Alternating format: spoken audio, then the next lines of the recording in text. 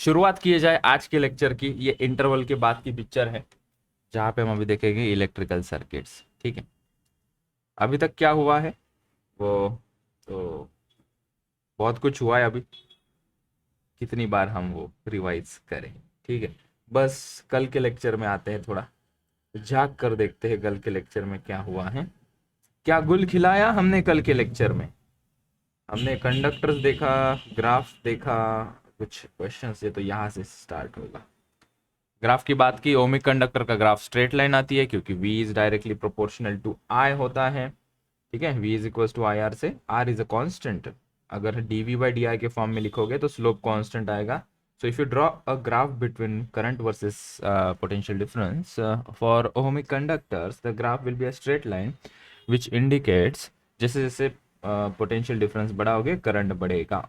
ठीक है, for a given value of resistance R। ठीक है, most of the metal follows Ohm's law. अच्छी बातें फॉलो करना भी चाहिए, सेहत के लिए अच्छा होता है।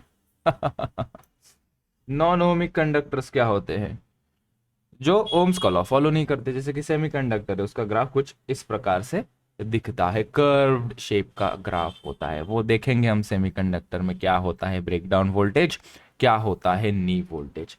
फिर आगे आए, हमने देखा effect of temperature on resistance and resistivity.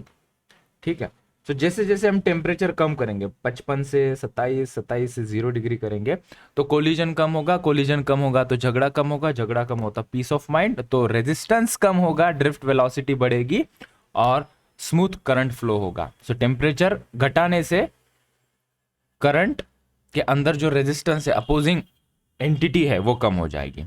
ठीक है, साधारण भाषा में कम रखो टेम्परेचर, रेजिस्टेंस कम होगा। हायर टेम्परेचर पे रेजिस्टेंस ज्यादा होगा तो कंडक्टर अच्छा बिहेव नहीं करता है जब हीट हो जाता है तो। ठीक है, कई बार हमारे कंप्यूटर्स भी हैंग हो जाते हैं क्योंकि metal at high temperature does not respond that efficiently. ठीक है, बहुत ही ज्यादा कम कर दो टेम्परेचर तो सोने पे सुहागा सुपर कंडक्टर मिल जाएगा। -273 डिग्री सेल्सियस पे अगर हम चलते हैं, गेट द सुपर कंडक्टर। ठीक है, तो वही पॉइंट्स हमने लिख लिए, जो कंफ्यूजन ना हो, कब इंक्रीज बोलना है कब डिक्रीज बोलना है उसकी बात हमने कर ली। ठीक है, कंडक्टर और सेमीकंडक्टर को कंपेयर करते हुए चल रहा था। सेमीकंडक्टर उल्टा रहता है, सेमीकंडक्टर मटेरियल को टेम्परेचर बढ़ाने से कंडक्टिविटी बढ़ती है, कंडक्टर का टेम्परेचर बढ़ाने से कंडक्टिविटी घटती है। उसका वाइस वर्सा कहो अगर रेजिस्टिविटी या रेजिस्टेंस के टर्म में कह रहे होंगे तो। ठीक है, तो फॉर्मूला भी मिला हमें, R is equals to R naught one plus alpha delta T. बहुत बार हमने ये फॉर्मूला देखा था, कक्षा 11वीं में हमने इसे इलास्टिसिटी में भी देखा था, थर्मल प्रॉपर्टीज में भी इस फॉर्मूला को हमने देखा था। यहाँ पे हम मानकर चलते हैं कि कोई लेंथ में वेरिएशन हम कंसिडर करके नहीं चलेंगे। अगर टेम्परेचर बढ़ता है तो length of conductor we assume to be constant. तो फिर क्वेश्चंस आए, क्वेश्चंस आए। संडे को एग्जाम है बच्चों, current electricity, vector integration differentiation, today DPP. Yes, so मैं एक दिन पीछे चल रहा हूँ। So today you will get the DPP. ठीक है, current electricity and unit measurement and dimension के ऊपर आज फॉर श्योर 110% डीपीपी मिल ही जाएगी। एक्सक्यूज मी।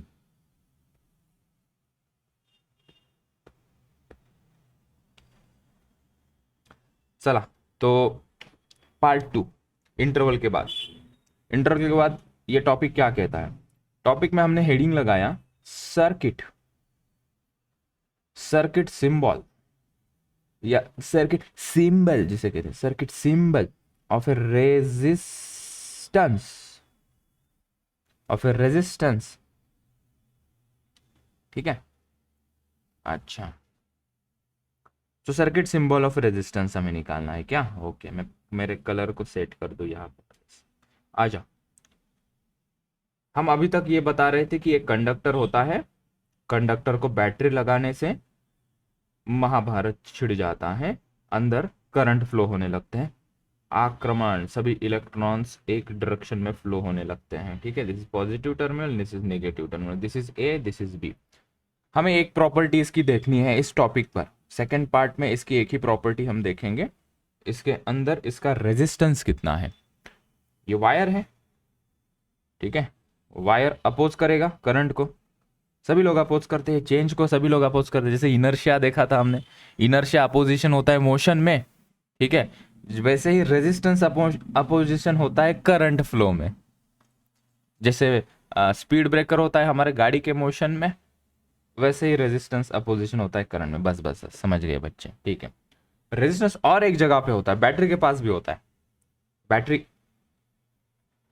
ड्यूरासेल सबसे लंबा चलता है, 30 दिन तक बैटरी चलती है। वो एडवर्टाइजमेंट करते हैं ना, वो बनी ऐसे भागता है, वो रैबिट, लॉन्ग रेस, लंबी रेस तक, ठीक है। तो अंदर जिस बैटरी की क्वालिटी अच्छी होगी उसका रेजिस्टेंस कम होगा। आदर्श बैटरी किसे कहेंगे? जिसका रेजिस्टेंस अंदर जीरो, जिसको कहते हैं इंटरनल रेजिस्टेंस। तो दोस्तों रेजिस्टेंस हर जगह पे मौजूद है, यहाँ पे इस वायर में भी मौजूद है रेजिस्टेंस, इस जो मेटल है इस कंडक्टर के अंदर भी मौजूद है। हालांकि ये और ये तो एक ही वायर है ना, ये बस हमने उसको थोड़ा सा विजुअलाइज करने के लिए इस सेक्शन को बड़ा दिखा दिया।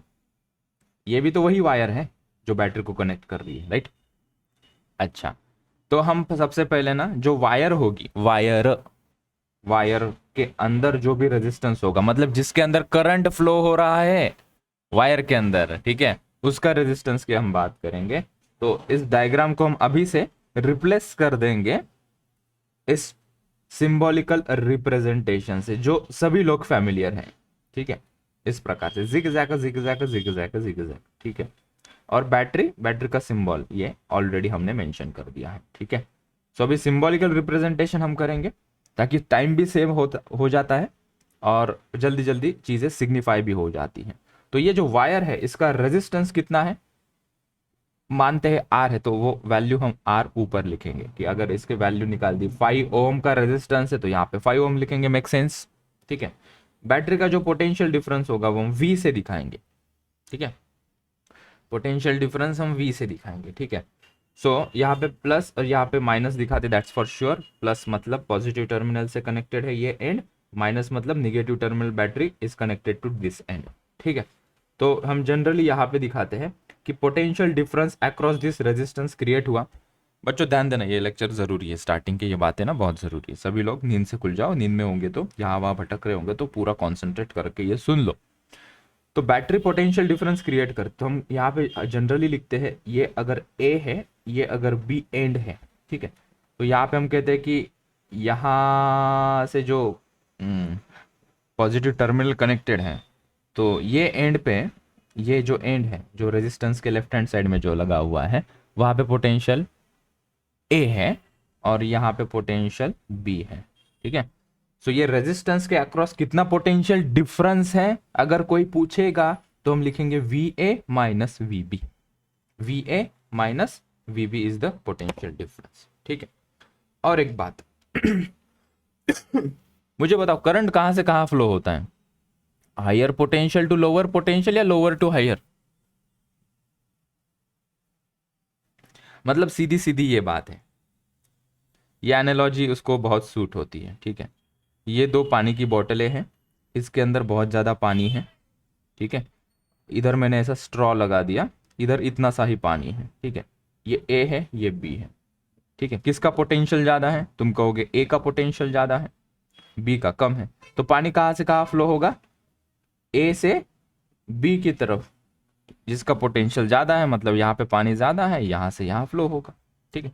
वैसे ही यहाँ पे हम कहते हैं पॉजिटिव टर्मिनल मतलब उसका पोटेंशियल ज़्यादा होता है। पॉजिटिव टर्मिनल मतलब it is considered to be at a higher potential, ठीक है। सो हम कहते हैं कि यहाँ पे V A is greater than V B, V A is greater than V B, मतलब ये है पोटेंशियल ज़्यादा है, ये पोटेंशियल कम है, ठीक है। सर पोटेंशियल डिफरेंस नहीं होगा तो क्या होगा? मतलब ये सिचुएशन तुम मुझे पूछ रहे हो, ठीक है। पानी का बॉटल और एक पानी की बोतल लेकर आओ, एक बिस्लेरी देना साहब को, ये लीजिए साहब, ठीक है। इस बिस्लेरी को हम छेद कर रहे हैं अभी, ठीक है। इसको यहाँ से, इसको यहाँ से, एक स्ट्रॉ डाल दिया हमने इसके अंदर, ठीक है। ऐसे स्ट्रॉ डाल दिया इसके अंदर, ठीक है।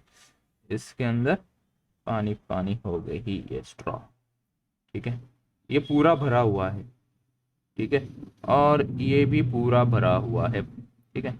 तो मुझे बताओ पानी कहाँ से कहाँ फ्लो होगा? बॉटल ए से बॉटल बी या बॉटल बी से बॉटल ए? फ्लो ही नहीं होगा, क्योंकि दोनों सेम पोटेंशियल पे। So V A is equals to V B. Water will not flow, you will say water will not flow, water will not flow, ठीक है। सिमिलरली, सिमिलरली अगर हम यहाँ पे कह दे कि अगर इनके अंदर पानी ही ना हो, इनके अंदर पानी ही ना हो, इसके अंदर पानी ही ना हो, फिर भी यहां से कोई करंट फ्लो नहीं होगा क्योंकि पानी ही नहीं है, ठीक है। सर आप क्या समझाना चाहते हो, समझ में आएगा ना अभी? बिल्कुल 200% समझ में आएगा जो समझाना मैं चाहता हूँ, प्रीटी कॉन्फिडेंट दैट। चल, अभी पानी फ्लो होगा क्या? ये दोनों सिचुएशन में भी देख सकते हैं पानी फ्लो ही नहीं होगा। एक तो कंप्लीटली फिल्ड अप दोनों साइड में, और दोनों साइड पे कंप्लीटली एम्प्टी, तो वाटर विल नॉट फ्लो, यहां से वहां नहीं जाएगा ना वहां से यहां आएगा, ठीक है। वैसे ही यहां से एक हमें पता चला कि अगर पानी का डिफरेंस है तभी पानी फ्लो होता है, वैसे ही पोटेंशियल का डिफरेंस है तभी करंट फ्लो होगा। वाटर विल फ्लो ना, वाटर अभी फ्लो होगा इस सिचुएशन में, इस सिचुएशन में मानकर चलते हैं V A is greater than V B, ठीक है। यहाँ पे ढेर सारा पानी है, यहाँ पे इतना सा ही पानी है, ठीक है। सो यहां से पानी कहाँ फ्लो होगा?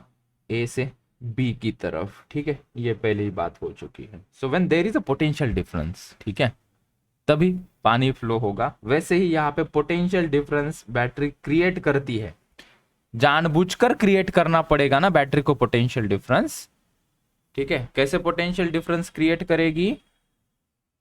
Bye producing electric field inside the conductor, right. So जैसे इलेक्ट्रिक फील्ड प्रोड्यूस हो गई, सवाल देखो कैसे सवाल में पूछ रहा हूं, ठीक है। बैटरी का काम क्या है? बैटरी का काम है एनर्जी देना। बैटरी ने एनर्जी कैसे दी? पोटेंशियल डिफरेंस क्रिएट करके। क्यों पोटेंशियल डिफरेंस क्रिएट किया? तभी करंट फ्लो होगा। कैसे करंट फ्लो होगा? क्योंकि पोटेंशियल डिफरेंस क्रिएट करोगे तभी तो इलेक्ट्रिक फील्ड सेट होगी अंदर, और इलेक्ट्रिक फील्ड सेट होगी तभी तो इलेक्ट्रॉन एक जगह पे ड्रिफ्ट होके मुड़ेंगे और करंट फ्लो होने लगेगा। और वो जब होगा, वो जब कोलिजन के कारण जो प्रोड्यूस होगा उसको हम कहते हैं रेजिस्टेंस। तो ये रेजिस्टेंस उस कंडक्टर का हमने यहाँ पे दिखाया, मतलब ये भी तो एक कंडक्टर ही है ना, उसकी वैल्यू आर हमने दिखाई है। तो current will flow from positive to negative. तो करंट यहाँ पे कैसे फ्लो होगा?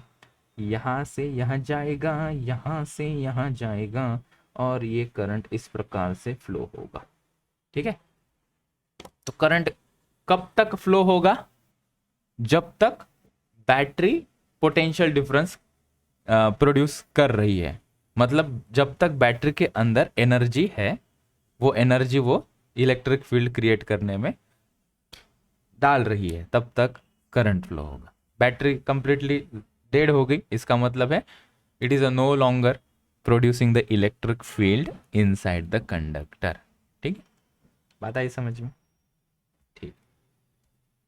एनालॉजी यहाँ पे लिखते हैं। अभी जो हमने लिखा है वो जब हम बाद में पढ़ेंगे तो हमें बाद में भी समझ में आना चाहिए ना। अभी तो समझेगा क्योंकि लाइव लेक्चर में जो चीजें ताजा ताजा चल रही वो समझती है, लेकिन बाद में हम हमारे खुद के नोट्स पढ़ते तो हमें लगता है कि यार ये तो क्या लिखा था तब, व्हाट इज दैट, ठीक है।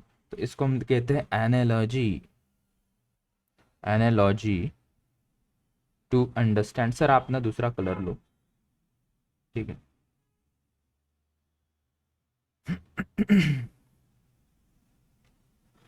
इसको नाम देना बच्चों, एनालॉजी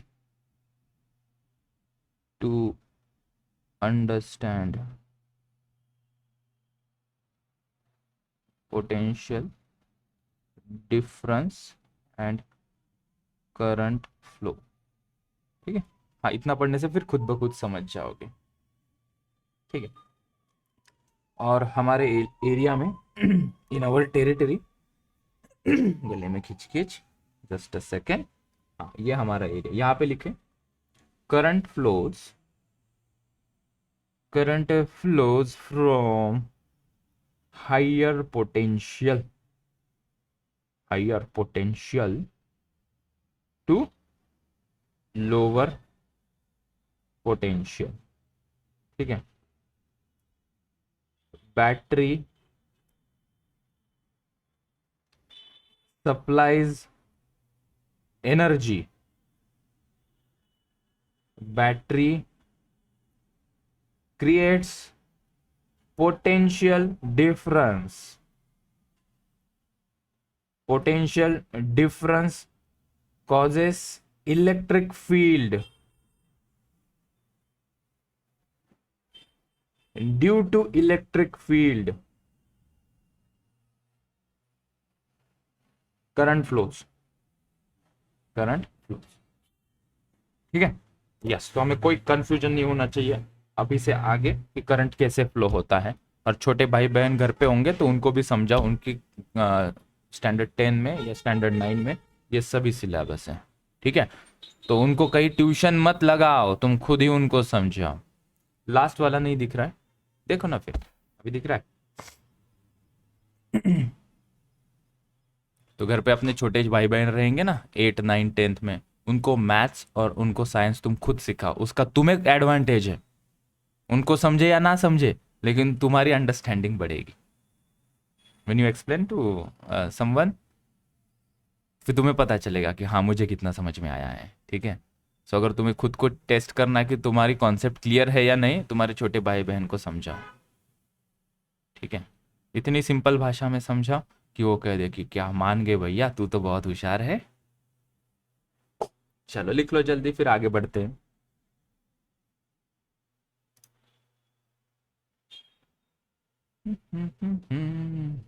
क्या कर रहे हो, कुछ बोलो यार। लिख रहे हो क्या, क्या चल क्या रहा है, लिख रहे हैं क्या, लिखो। On, yes. अगर यहाँ पे हम ओम्स लॉ लगाते हैं, ये ओमिक कंडक्टर है बाय द वे, हम जो भी आगे पढ़ेंगे वो ओमिक कंडक्टर की डिस्कशन होगी। ठीक है, सो कोई पूछेगा नहीं सर नॉन ओमिक कंडक्टर होगा तो वो कैसे करेंगे, वो सेमी कंडक्टर में। सो बाय ओम्स लॉ हियर, अगर ओम्स लॉ मुझे लगाना है, ठीक है, तो हम वी की जगह पे लिखेंगे delta V is equals to I R. ठीक है, एक्चुअली ये मीनिंगफुल रहेगा डेल्टा वी लिखना। ठीक है, वी नहीं लिखेंगे हम, डेल्टा वी लिखेंगे। पोटेंशियल डिफरेंस क्या होता है, V A minus V B, delta V मतलब V A minus V B is equals to I R. तो करंट कितना फ्लो होगा इस कंडक्टर या इस रेजिस्टेंस के अंदर से, what you will say, V A minus V B divided by R. ठीक है, एच सी वर्मा सर ने एक यूट्यूब के ऊपर उनके चैनल पे इसके रिलेटेड एक सवाल को एड्रेस किया है। ठीक है, दे आंसर्ड वन क्वेश्चन। तो वो क्वेश्चन क्या था, कल के लेक्चर में मुझे बताना, आज सर्च करना। एच सी वर्मा सर ने कुछ एक इलेक्ट्रिक करंट, मतलब करंट इलेक्ट्रिसिटी के रिगार्डिंग, ये जो चल रहा है यहाँ पे, इसके रिगार्डिंग एक बच्चे का डाउट सॉल्व किया था, उसका एक्सप्लेनेशन देखना। और वो सवाल क्या था मुझे नेक्स्ट लेक्चर में बताना, या इस कमेंट बॉक्स में लिख के बताना अगर यूट्यूब के अंदर रिकॉर्डेड फॉर्म में देख रहे होंगे तो। चलो आगे बढ़ते हैं, और बहुत सारी चीज़ें हमें डिस्कस करनी है अभी, इंटरेस्टिंग चीज़ें हैं। ठीक है, worth remembering few circuit element, worth noting few circuit elements, few circuit elements, spelling here there हो सकता है तो मुझे संभाल लेना। देखो, एक होता है कैपेसिटर। ठीक है, एक तो हमने अभी जो देखा वो ये रेजिस्टर,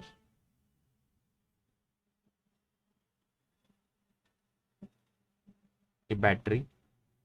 ठीक है, बैटरी का V दिखाते हैं, ऊपर हम R दिखाते हैं। सिमिलरली एक होता है कैपेसिटर, कैपेसिटर का सिंबल होता है दो पैरेलल लाइंस ऐसी। ठीक है, बैटरी के सिंबल जैसे दिखता है, बैटरी के सिंबल में एक बड़ी होती है लाइन, एक छोटी होती है। कैपेसिटर के ऊपर हम लिखते हैं C। जैसे रेजिस्टर के लिए R एक प्रॉपर्टी है, वैसे कैपेसिटर के लिए C से डिनोट करते हैं, जिसको कहते हैं कैपेसिटेंस ऑफ ए कैपेसिटर। इसको क्या कहते हैं, resistance of a resistor. Resistor क्या है, दिस वर्ड रेजिस्टर, रेजिस्टर क्या है, डिवाइस है। ठीक है, रेजिस्टेंस वो क्या है, उसकी प्रॉपर्टी है। ठीक है, तो जो रेजिस्टेंस प्रॉपर्टी दिखाएगा वो कौन, वो रेजिस्टर। ठीक है, वैसे जो कैपेसिटर, उसकी कैपेसिटी डिफाइन होती है कैपेसिटेंस से, ये आएगा हम कैपेसिटर जब डिस्कस करेंगे तब वो हम देखेंगे, ठीक है। और एक हमारे आगे चल के मैग्नेटिक फील्ड, इस टॉपिक के आसपास एक हमें एलिमेंट देखने को मिलेगा जिसका नाम होता है इंडक्टर। इसको कहते हैं इंडक्टर, मैं लिख के भी दूंगा नीचे। तीनों हम किसी एक्सटर्नल सोर्स को कनेक्ट करते हैं, ठीक है। और आगे चल के हम देखेंगे, यहाँ पे तो हमने बैटरी लगाई ना, यहाँ पे तो हमने बैटरी लगाई। कई बार हम यहाँ पे क्या करते हैं, कई बार हम यहाँ पे क्या करते हैं, ये battery that is DC source, AC DC चल रहा था ना, डीसी सोर्स, यहाँ पे हम अल्टरनेटिंग करंट लगा देते हैं, ठीक है। तो कुछ नई नई चीजें हमें देखने को मिली। This is called as capacitor. इसको मैं थोड़ा यहाँ लिख देता हूँ, इसके नीचे हम लिखते हैं, इसको कहेंगे रेजिस्टिव सर्किट। सर्किट को लेजी लैंग्वेज में सीकेटी लिखना, ठीक है। इसको कहेंगे कैपेसिटिव सर्किट, इसको कहेंगे इंडक्टिव सर्किट। इंडक्टर का एल सिंबल होता है, L denotes inductance of A inductor, ठीक है। और यहाँ पे इसको कहेंगे हम इंडक्टिव सर्किट, इंडक्टिव सर्किट, ठीक है। और ये जो बैटरीज लगाई है इस टॉपिक में, तो हम डीसी सोर्स मतलब अपनी साधारण सी बैटरी लगेगी, ठीक है। जिसको कहेंगे डीसी सोर्स। ये भी कौन सी बैटरी थी, डीसी सोर्स। डीसी पता है ना, कॉमिक बुक वाला डीसी नहीं, ये एसी सोर्स, ठीक है। Direct current, this is alternating current, ठीक है। मतलब आगे चल के हमें अल्टरनेटिंग करंट की भी बातें करनी है, इंडक्टर की बातें करनी है, कैपेसिटर की बातें करनी है। इस टॉपिक में ये हमारा हीरो रहेगा, ये हमारा डिस्कशन का टॉपिक रहेगा, in current electricity. This is current electricity का हीरो, इलेक्ट्रिसिटी, ठीक है। विजन आना भी जरूरी है ना कि क्या कैसे कैसे प्रोसीड होगा, ठीक है। जो इसकी फाउंडेशन बातें होगी, ये क्यों बता रहे हो सर, वो टॉपिक में बता देते, अभी क्यों बताने की जरूरत थी, बताने की ये जरूरत थी, यहाँ पे जो जो बातें हम करेंगे इसके आगे से, जैसे कि एक बात हमने यहाँ पे की, I is equal to V A minus V B upon R, Ohm's law वगैरह, इसके आगे जो जो बातें हम इसके लिए करेंगे वो सभी बातें इसके डिस्कशन में और इसके डिस्कशन में काम में आएगी। ये अगर छोड़ दोगे तो जब मैं ये पढ़ाऊंगा तुम्हें इंटरेस्ट नहीं आएगा, ये पढ़ाऊंगा फिर इंटरेस्ट नहीं आएगा, ठीक है। तो ये एक तीर में तीन शिकार है, तीर छूट गया, चूक गया तीर, तो मतलब यहाँ पे और यहाँ पे डैमेज कर बैठोगे, ठीक है। रॉकेट साइंस भी नहीं है, बहुत सिंपल सी बातें हैं, और लेकिन वही छोड़ दिए तो फिर ये समझ में नहीं आएगी, ठीक है। तो कोई भी लेक्चर मिस मत करना आज के आगे से, कंप्लीट करंट इलेक्ट्रिसिटी ये टॉपिक होने तक, ठीक है। न तो तुम डैमेजिंग मोड में खुद का कब्र खुद खोदने लगोगे, नहीं तो, ठीक है, करियर वाली कब्र, ठीक। चलो फिर ये बात हो गई, back to the topic now. हमारा डिस्कशन अभी चल रहा था कि ये रेजिस्टेंस करंट कैसे फ्लो होता है, higher potential to lower potential, ये बातें हमने यहाँ पे करंट की कर दी। Current flows from higher potential to lower potential. Battery supplies energy, तो बैटरी क्या करती है, पोटेंशियल डिफरेंस क्रिएट करती है, पोटेंशियल डिफरेंस से अंदर इलेक्ट्रिक फील्ड होती है, और वही इलेक्ट्रिक फील्ड के बावजूद करंट फ्लो होता है। ये यहाँ पे कुछ हमने एक बेसिक चीज कर ली, ये डिस्कशन अभी जस्ट हो गया, ठीक है। मैं कुछ पेज ऐड कर लेता हूँ।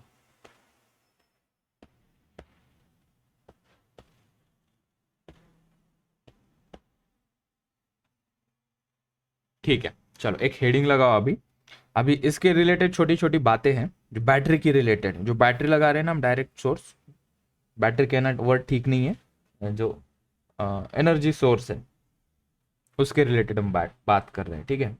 चलो एक हेडिंग लगाओ, मैं बताऊंगा ना क्या बताने जा रहा हूँ, ठीक है। यहाँ पे हेडिंग लगाया हमने, इलेक्ट्रोमोटिव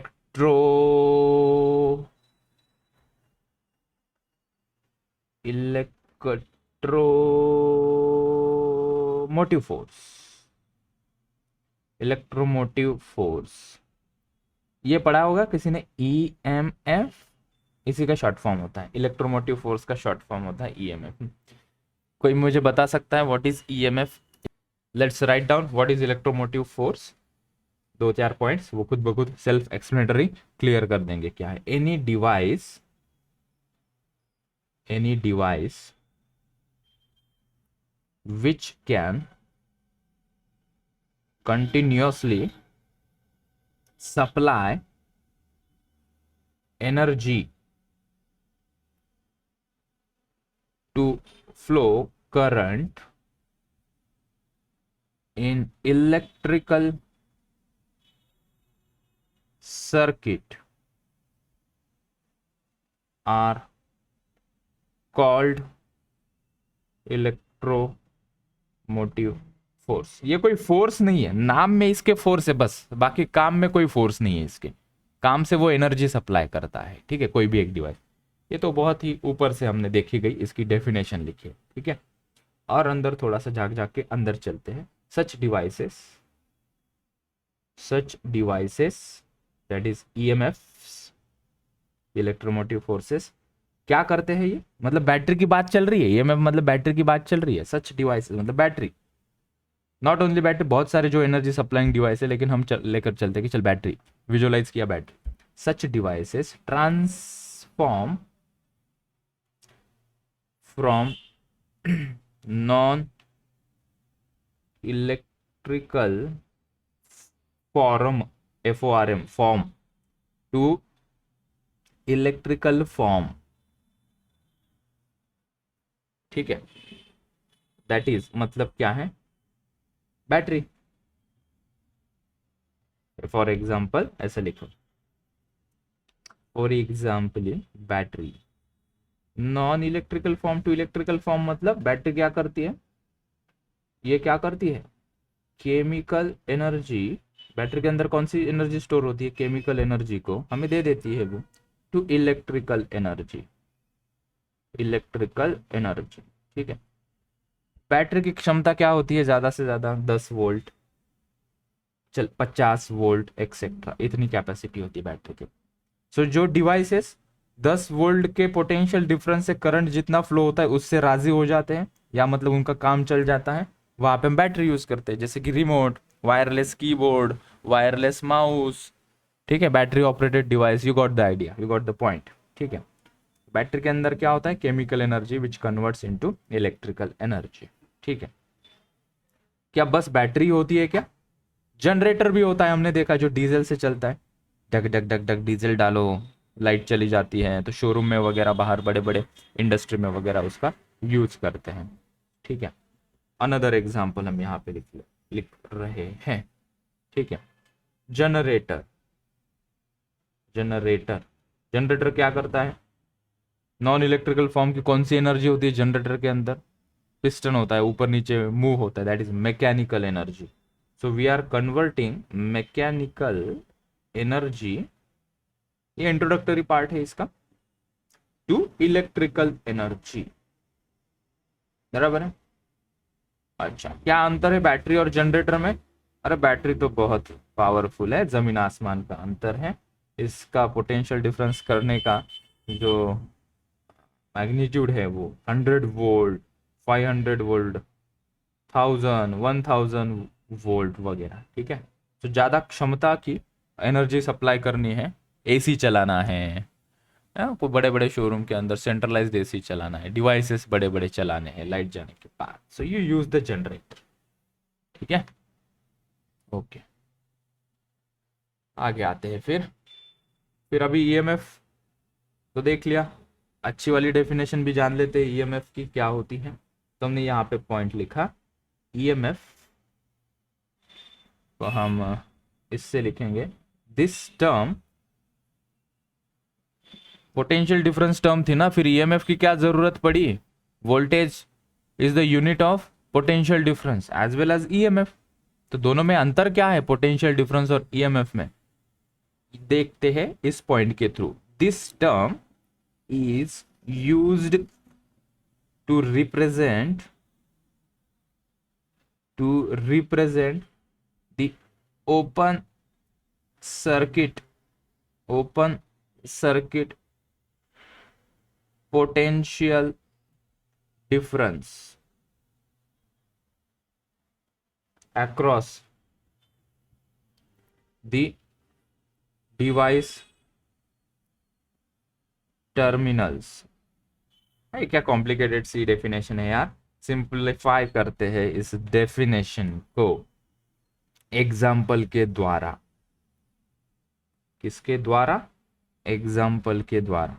ठीक है, मेरे पास एक बैटरी है, ठीक है, लेट्स से ये बैटरी है हमारे पास, ठीक है, ये बैटरी, ठीक है, बैटरी 5 वोल्ट की है, ठीक है, 5 वोल्ट की बैटरी मैंने मार्केट से खरीद के लाया, ठीक है, एक 5 वोल्ट की बैटरी देना लेकर आए हम, ठीक है। अभी मेरे पास दो डिफरेंट डिफरेंट कंडक्टर्स हैं, उसको मैं ये बैटरी लगाने जाऊंगा, ठीक है। तो इसको हमने, इस बैटरी को हमने दो डिफरेंट डिफरेंट कंडक्टर्स को लगाना है, एक इधर दिखाते हैं, एक इधर दिखाते हैं, ठीक है। तो ये कोई एक कंडक्टर है, ठीक है, सिलेंड्रिकल ऐसा अलग शेप दिखाते हैं इसका, ये एक कोई कंडक्टर है, इस कंडक्टर को हमने ये बैटरी लगा दी जो कि 5 वोल्ट की है, राइट, ये यहाँ पे लगा दी, और ये थी डायग्राम हम कॉपी करके यहाँ लगा देते हैं। इसको कहते हैं this is conductor A and this is conductor B. Battery कितनी क्षमता वाली है? बैटरी की एनर्जी सप्लाइंग कितना है? वो 5 वोल्ट लिखा है, ठीक है। जब मैंने ए कंडक्टर को लगाया और इसके अक्रॉस मैंने जब देखा, इसके अक्रॉस पोटेंशियल डिफरेंस जब देखा मैंने, इसको नाम देते थे पी क्यू, इसके दो एंड्स है ना, पी क्यू, इसको नाम देते। तो मैंने ऑब्जर्व किया potential difference across P Q यहाँ पे आया 4 वोल्ट, पोटेंशियल डिफरेंस अक्रॉस यहाँ पे आया 2 वोल्ट, और लेकिन मेरी बैटरी तो 5 वोल्ट की है। लेकिन जब मैंने ए कंडक्टर को लगाया तो पोटेंशियल डिफरेंस 4 वोल्ट का हुआ, और बी कंडक्टर को लगाया तो पोटेंशियल डिफरेंस मुझे क्या मिल रहा है? 2 वोल्ट का मिल रहा है। इसका मतलब क्या हुआ? बैटरी की क्षमता है 5 वोल्ट, लेकिन अगर हम डिफरेंट डिफरेंट मटेरियल या डिफरेंट डिफरेंट एप्लीकेशन के लिए यूज करेंगे तो वो एप्लीकेशन के ऊपर डिपेंड है कि कितना पोटेंशियल डिफरेंस यहाँ पे क्रिएट होगा। दैट डिपेंड्स अपॉन कि अंदर कितना रेजिस्टेंस है, ये मटेरियल कैसा है उसके ऊपर, ठीक है। लेकिन 5 वोल्ट से ज्यादा क्रिएट हो सकता है कि पी और क्यू में पोटेंशियल डिफरेंस नहीं। कोई एक तीसरा कंडक्टर होगा, बहुत अच्छा कंडक्टर होगा, जितना हम बैटरी 5 वोल्ट की है तो वही 5 वोल्ट यहाँ पे मिल रहा है मुझे, ठीक है। तो है मेरे पास 5 वोल्ट, इसको कहेंगे ईएमएफ। जो मेरे पास ओपन सर्किट ये वर्ड यूज किया है, इसका मतलब है किसी सर्किट को लगाने से पहले उसकी जो क्षमता थी, वो जो एनर्जी डिलीवरिंग कैपेसिटी थी इसकी, उसको कहेंगे हम EMF. So this is called as EMF is equals to 5 volt. ये EMF is equals to 5 volt. This is called as potential difference is equals to, यहाँ पे 4 वोल्ट है। So when you term this will define potential difference, here you get 2 volt. There can be many reason. Sir 5 का 5 यहाँ पे क्यों नहीं आया? उसका पहले रीजन मैंने क्या बोला, एक तो इसके रेजिस्टेंस के कारण कंप्लीट 5 वोल्ट का पोटेंशियल डिफरेंस यहाँ नहीं बना। दूसरी बात, इस बैटरी का खुद का कुछ रेजिस्टेंस हो सकता है, उसी के कारण पूरा का पूरा 5 वोल्ट यहाँ पे नहीं मिल जाए। इट इज लाइक कि कंपनी क्लेम करती है गाड़ी का average 80 kilometre per hour, 80 kilometre per hour, I am sorry, 80 kilometre पर लीटर गाड़ी का एवरेज, लेकिन जब हम एक्चुअल चलाते हैं वो 50 ही देती है। तो दैट डिपेंड्स अपॉन कि रोड कंडीशन क्या है, तुम कैसे गाड़ी चलाते हो, कैसे गियर चेंज करते हो, एटमॉस्फेयर कैसा है, उस हिसाब से, ठीक है। तो इट इज लाइक कंपनी ने क्लेम किया 5 वोल्ट का है पोटेंशियल डिफरेंस, उसको हम कहेंगे ईएमएफ। और जब हम इसको एक्चुअल प्रैक्टिस में लगाएंगे, दैट इज क्लोज सर्किट। ये क्लोज सर्किट हुआ ना अभी, दिस इज क्लोज सर्किट। जब एक्चुअल में करंट फ्लो हो रहा है इस कंडक्टर के थ्रू बाय द बैटरी, जो वहां पे वोल्टेज होगा that is called as potential difference. Am I clear to this point everyone?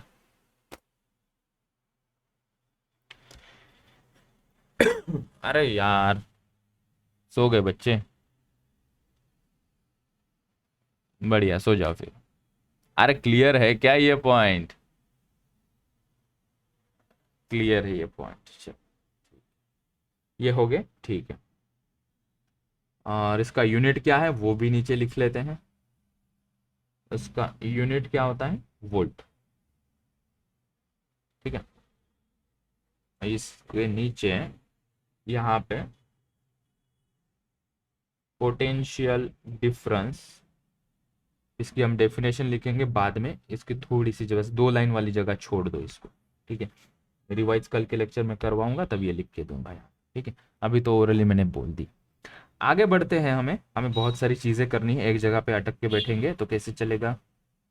ये मेरा कलर कहाँ गया यार, ब्लैक कौन करते थे, येलो, ये वाला, ठीक है। नेक्स्ट बैटरी के regarding, internal resistance of A battery,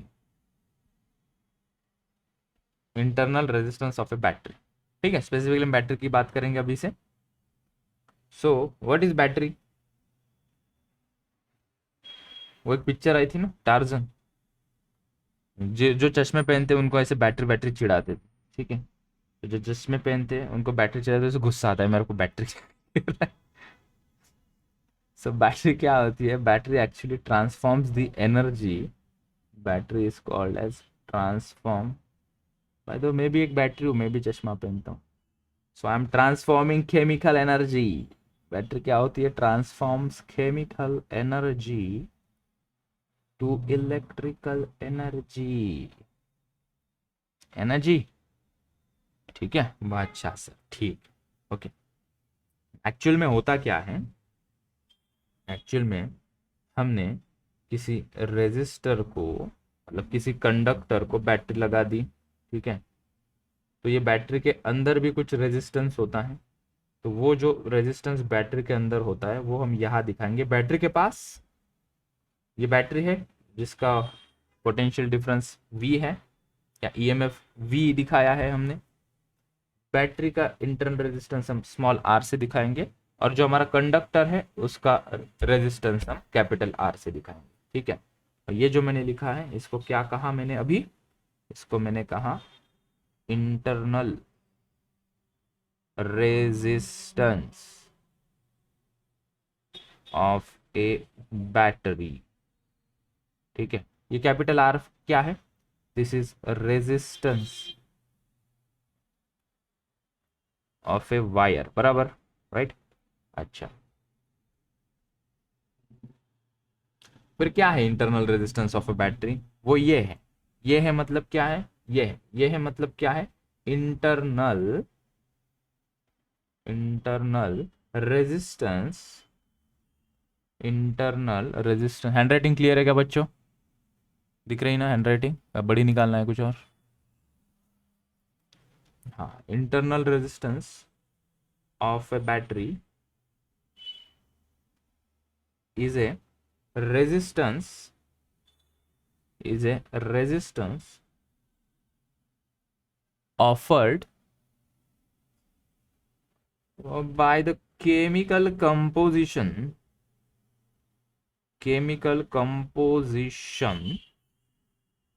of the battery। Battery कहाँ से बनती है, इसके अंदर कुछ पाउडर होते हैं, कुछ एनोड कैथोड रॉड्स वगैरह होते हैं। Because of that chemical composition, battery से जो ऊर्जा निकलती है वो निकलने में भी उसके अंदर के केमिकल कंपोजिशन से कुछ रेजिस्टेंस मिलता है, ठीक है।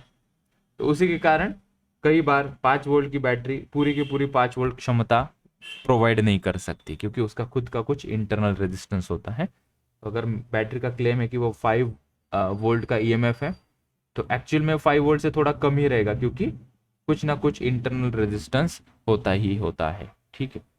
आदर्श बैटरी कौन होगी, जिसका रेजिस्टेंस 0 होगा, ठीक है। 2 पॉइंट्स हम लिखेंगे आगे। एक तो ये पॉइंट क्लियर हो गया हमारा, internal resistance of a battery is a resistance offered by the chemical composition of the battery, बहुत बढ़िया, ओके। इन इलेक्ट्रिकल सर्किट, जब हम अभी पढ़ेंगे इन इलेक्ट्रिकल सर्किट्स, साउथ में सर्क्यूट्स, सर्क्यूट क्या है, हमने तो बोरकुट सुना था, सर्क्यूट क्या है, तो फिर बाद में चला रहे वो सर्किट को सर्क्यूट कह रहे थे। Internal, in electrical circuits, internal resistance of a battery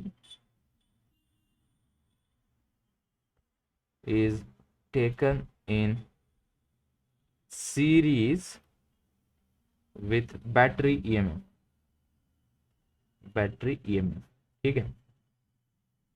series parallel हम जानते हैं, थोड़ा बहुत तो जानते ही हैं, तो ये पॉइंट समझ में आएगा, ठीक है। क्या है भाई इस पॉइंट में ऐसी खासियत, ठीक है, हमने अगर बैटरी दिखाई, ये अगर बैटरी दिखाई, ठीक है, पूरे सर्किट में से सिर्फ हम बैटरी दिखा रहे हैं, ठीक है, बैटरी का इंटरनल रेजिस्टेंस उसके सामने ऐसे दिखाते हैं कभी भी, ठीक है, कि मान लो बैटरी की क्षमता है 30 वोल्ट और इंटरनल रेजिस्टेंस होगा इसका कुछ मान लेते हैं 2 ओम, ठीक है, तो इस प्रकार से दिखाएंगे, ठीक है। This is the correct way to represent the internal resistance of a battery. कहीं पे भी ऐसे हमें देखने को नहीं मिलेगा।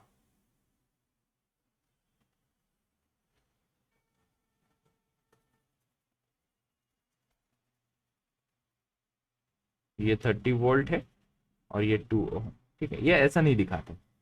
सो ऑलवेज जो भी कोई इंटरनल रेजिस्टेंस बैटरी का होता है वो उसके सामने दिखाएंगे, करेक्ट शब्दों में इसको कहेंगे सीरीज कॉम्बिनेशन में उसका इंटरनल रेजिस्टेंस दिखाया जाता है, ठीक है। ये हमारे भविष्य के लिए, कमिंग फ्यूचर के लिए ये पॉइंट जरूरी है, ठीक है। ये पैरेलल कॉम्बिनेशन में हम नहीं दिखाते, ठीक है, काट दिया उसे। अच्छा ये पॉइंट, ठीक है, आगे चलते हैं। एक लास्ट पॉइंट इसके रिगार्डिंग, इन आदर्श बैटरी, इन आइडियल बैटरी, ठीक है, internal resistance, internal resistance is fill in the blanks, कितना होगा, है ना यारो, 0, ठीक है। स्मॉल आर की वैल्यू इसकी हो जाएगी बल्ले बल्ले, small R is equals to 0, ठीक है। तो क्लास 10 में जो भी हम बैटरी लगाते थे वो बाय डिफॉल्ट क्या मानकर लगाते थे कि इसका इंटरनल रेजिस्टेंस 0 है। किसी ने हमें कभी कहा था कि बैटरी का इंटरनल रेजिस्टेंस होता है वगैरह? शायद से आईसीएससी में था, जहां तक मुझे याद नहीं आ रहा है, था शायद से इंटरनल रेजिस्टेंस बैटरी, ठीक। चलो, grouping of resistances, next point, ये तो हमने जानकारी ले ली। हाँ हाँ, ये देखो, ये बैटरी होती है, इसका इंटरनल रेजिस्टेंस होता है, केमिकल एनर्जी को वो कन्वर्ट कर देता है इलेक्ट्रिकल फॉर्म में। ईएमएफ क्या होता है, ओपन सर्किट पोटेंशियल डिफरेंस को ईएमएफ कहते हैं। जब हम किसी सर्किट को लगा देंगे तो एक्सटर्नल फैक्टर के कारण 5 वोल्ट नहीं मिल पाता, तो हम कहते हैं पोटेंशियल डिफरेंस टर्म वहां पे हम यूज करेंगे, ठीक है। ईएमएफ होता क्या है कि जो एनर्जी सप्लाई करने वाले डिवाइस है, like a battery, like a generator, ठीक है। और ये बात यहाँ से चल गई थी। आगे वाली बात जो हम सभी लोग फैमिलियर हैं, हम सभी लोगों को ये पॉइंट समझने में कोई भी एक कौड़ी की भी दिक्कत आएगी ऐसा मुझे नहीं लगता। तो ये क्या पॉइंट है जो कौड़ी की भी दिक्कत नहीं आने वाला पॉइंट, क्या है, grouping of resistances, grouping of resistances, ठीक है। तो मैं फटाफट से पॉइंट लिख देता हूं, तुम भी फटाफट से छाप लो। इन जनरल, रेजिस्टेंस ग्रुपिंग, जिसको हम इस शब्द से फैमिलियर है, combination, can be divided into two major general into two major categories। पहली बताओ, series combination, parallel combination.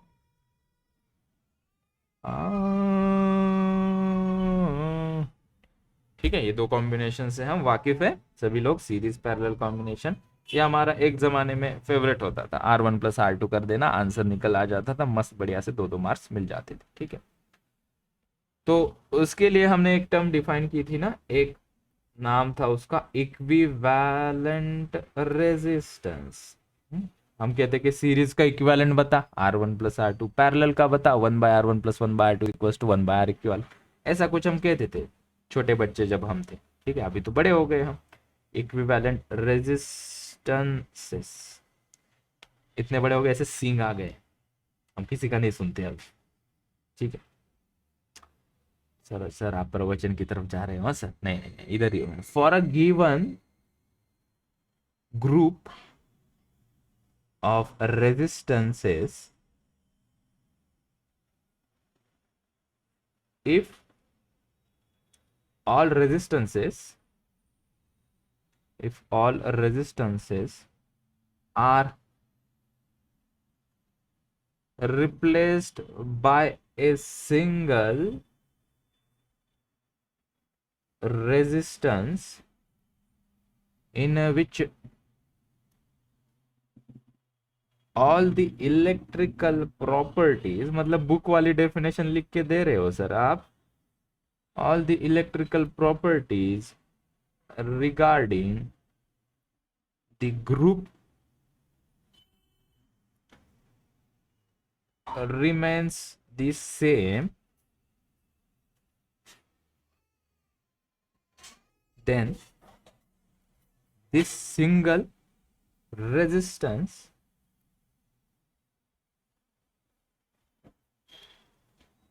can be rewritten as equivalent resistance, बाप रे बाप, of that group of resistances। ये डेफिनेशन कोई हमें पूछेगा नहीं, कोई रटनी नहीं है हमें, डेफिनेशन अंडरस्टैंडिंग के लिए लिखा है, ठीक है। चलो अपनी भाषा में बता रहा हूँ, ठीक है। फॉर एग्जाम्पल ये जो ऊपर लिखा है ना इतना बड़ा बड़ा ऐसे, उस ऐसे का मीनिंग क्या है, ठीक है। कि ऐसे मान ले भाई 3 रेजिस्टेंस हमने एक के बाद एक जोड़ दिया है, ठीक है। चलो सभी बातें ठीक है अपनी जगह पे, करेंगे वो डिस्कशन, करना वही है हमें। 3 रेजिस्टेंस लगाने की क्या जरूरत है यार, 3 रेजिस्टेंस लगा दिए, R1 R2 R3, 3 लगाने की क्या जरूरत है, ऐसा एक ही लेके आओ मार्केट में से, 3 लगाने की क्या जरूरत है। 3 क्यों लगाते हैं हम रेजिस्टेंस, एक क्यों नहीं लगाते ऐसे, 3 लगाने की क्या जरूरत है। हमें वो पर्टिकुलर कॉम्बिनेशन चाहिए, लेट से कि मेरे को 7 ओम का रेजिस्टेंस किसी एप्लीकेशन के लिए चाहिए, ठीक है। तो मार्केट में अगर 7 ओम का रेजिस्टेंस अवेलेबल नहीं है मेरे पास, तो मैं 2 ओम का जोड़ दूं, 3 ओम का एक जोड़ दूं, और एक 2 ओम का मेरे पास अगर 3 ऐसे रेजिस्टेंस अवेलेबल है, तो एक के बाद एक के बाद एक ऐसे जोड़ देना, तो तेरा काम हो जाएगा। तो 7 ओम के रेजिस्टेंस की तलाश में क्यों जा रहा है। So that's why we use the combination of resistances, ठीक है। किसी को इसकी जरूरत होगी 27.5 ओम का रेजिस्टेंस, तो ये कंपनी में क्या हर एक वैल्यू के रेजिस्टेंस हम बनाते बैठेंगे क्या। हम क्या करेंगे, देख भाई इतने स्टैंडर्ड स्टैंडर्ड जो जो अवेलेबल है उनके कॉम्बिनेशन से जोड़ेंगे, जुगाड़। एक्चुअली दिस इज अ जुगाड़, जो हमें वैल्यूज चाहिए वो पाने के लिए हम कॉम्बिनेशन करेंगे, कभी सीरीज कभी पैरेलल, कभी सीरीज पैरेलल का कॉम्बिनेशन हम करेंगे, ठीक है। तो ये क्यों कर रहे हैं हम, ताकि उसका एक इफेक्ट हमें मिले, उसको हम क्या कहते हैं, आर इक्विवेलेंट, राइट। और हमें बस हमें वो थोड़ी ना बनाना है, किसी कंपनी में वालूज थोड़ी ना जाने वो बनाने के लिए, हमें वो कैसे कैलकुलेट करने हैं वो देखना है, और कॉम्पिटिटिव एग्जाम में मार्क्स लेकर आने हैं, ठीक है, क्योंकि यही तो हमें मार्क्स लेकर देगा।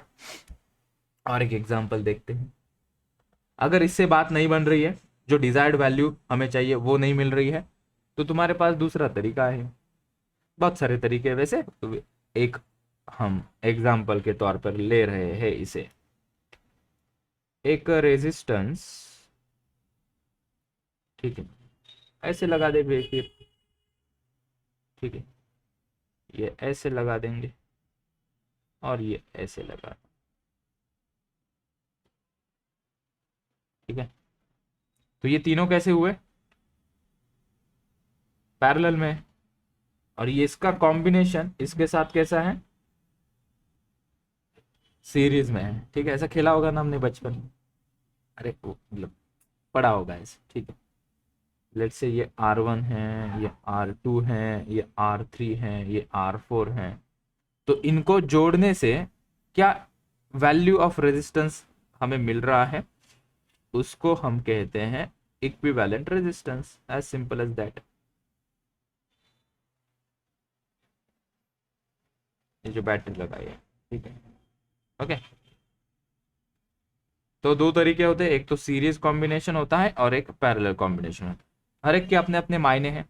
सीरीज क्यों लगाना है, for a particular reason. Parallel combination क्यों लगाना है, for a given particular reason. और दूसरा पर्पस फुलफिल करना है तो दोनों कॉम्बिनेशन से हम लगा सकते हैं रेजिस्टेंस को, ताकि हमें एक पर्टिकुलर वैल्यू ऑफ रेजिस्टेंस मिल जाए। ठीक है।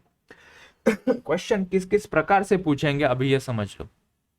क्वेश्चन हमें पूछेंगे कि इस R2 रेजिस्टेंस के अंदर से कितना करंट जा रहा है, इस R1 ब्रांच में से कितना करंट जा रहा है, या टोटल इस सर्किट के अंदर से कितना करंट फ्लो हो रहा है।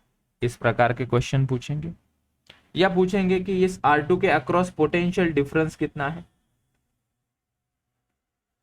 या पूछेंगे कि भैया बता, ये R3 ले लेते इस बार, यहाँ पे इस R3 रेजिस्टेंस के अक्रॉस पोटेंशियल डिफरेंस कितना है ये बताओ। तो इसका मतलब अभी थोड़ा सा मैथ्स की तरफ हम बढ़ेंगे धीरे धीरे। ठीक है। मजेदार है ये, सर्किट सॉल्व करने में बड़ा मजा आता है, कॉम्बिनेशंस देखना होता है वगैरह वगैरह। ठीक है। चलो फिर एक पॉइंट नीचे लिख लेते हैं। तो हमने एक पॉइंट यहाँ पे लिखा, ये जो इतना बड़ा लिखा है वो पॉइंट हम पढ़ते हैं एक बार, क्या हमें उससे अभी समझ मिल रही है या नहीं। For a given group of resistances, these are the few given group of resistances, if all resistances are replaced by a single resistance in which all the electrical properties regarding the group, मतलब इसकी जो properties थी resistance की वही properties इसके अंदर है, उनकी मिला के regarding the group remains the same, this single resistance can be written as equivalent resistance of all the group. Make sense? ठीक है। दैट इज, नीचे लिख सकते हैं ये जो ऊपर रेजिस्टेंसेस निकाले हैं, ये वाले, ये वाले, या मान लो ये वाले। ठीक है। तो उसको हम कहेंगे this is nothing but a group of resistance, group of resistances connected to a source, in this case the battery of battery EMF। इस सिंबल से भी दिखाया जाता है, कभी कभी ई ये सिंबल यूज करते हैं, कभी कभी ये एप्सिलॉन वाला सिंबल हम EMF के लिए यूज करते हैं। ठीक है। इसको ब्रैकेट में लिख ही लो यार। तो this is symbol to rep EMF, represents EMF। ठीक है।